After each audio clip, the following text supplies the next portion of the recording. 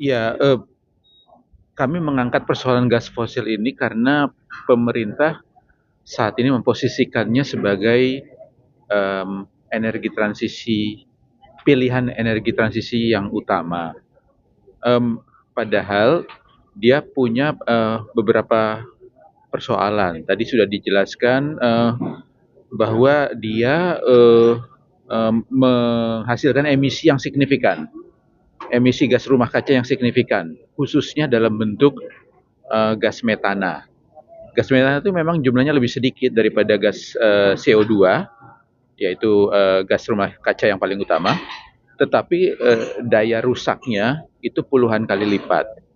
Um, itu satu. Kedua, dia punya dia mempunyai potensi besar untuk memperlemah ketahanan energi Indonesia. Dalam artian, dalam studi kami, kita melihat proyeksi bahwa Indonesia bisa menjadi importer gas.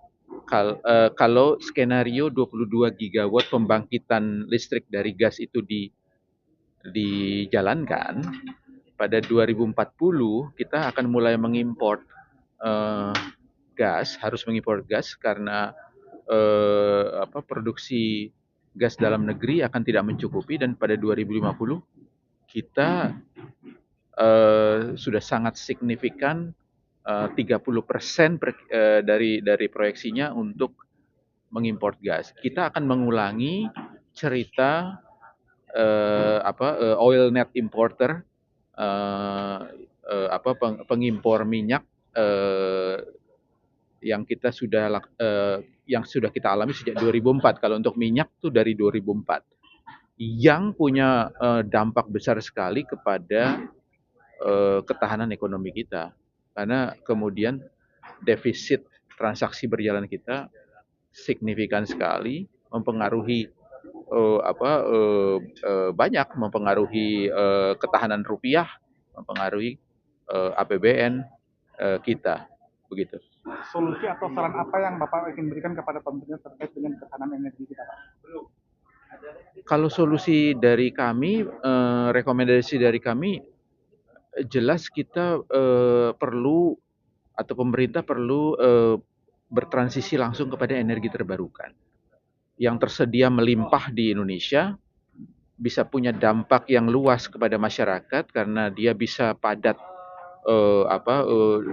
punya multiplier effect yang tinggi, sehingga banyak sekali lini-lini pekerjaan bisa dihasilkan, terkoneksi, termasuk sampai ke UMKM.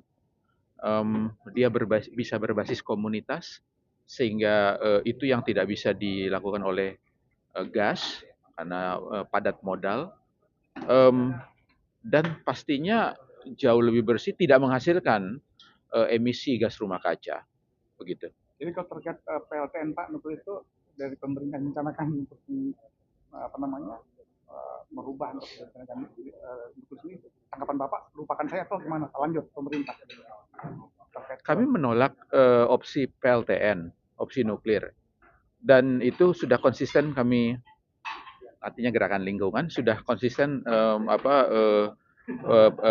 menyampaikan posisi itu sejak tahun 80-an bahkan. Tapi ini bukan soal kami fanatik kepada posisi tersebut, tetapi ini adalah berdasarkan pertimbangan-pertimbangan yang sangat rasional, yaitu PLTN itu mahal sekali biaya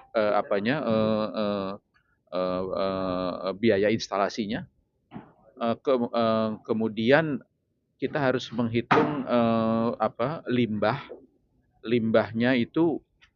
Kita tahu limbah nuklir itu umurnya ribuan tahun, dan sampai saat ini kita tidak pernah mendengar atau melihat seperti apa rencana pemerintah Indonesia untuk mengelola limbah itu.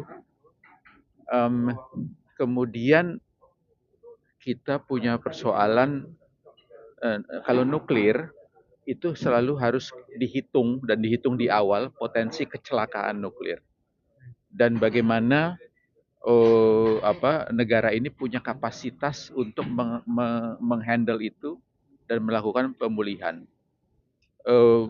Fukushima, kecelakaan nuklir, major nuclear accident terakhir di Jepang itu menghabiskan banyak sekali sumber daya finansial Jepang untuk mengatasinya.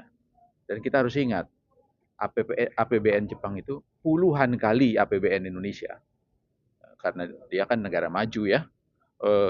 Kita dengan APBN yang seperti sekarang, nanti bisa sangat terdampak bila terjadi kecelakaan nuklir. Kecelakaan nuklir tidak bisa tidak dimasukkan sebagai faktor pertimbangan. Sementara di energi terbarukan bisa dibilang faktor kecelakaan itu minim sekali. Jadi itulah bandingannya kenapa kita menolak energi nuklir. Begitu.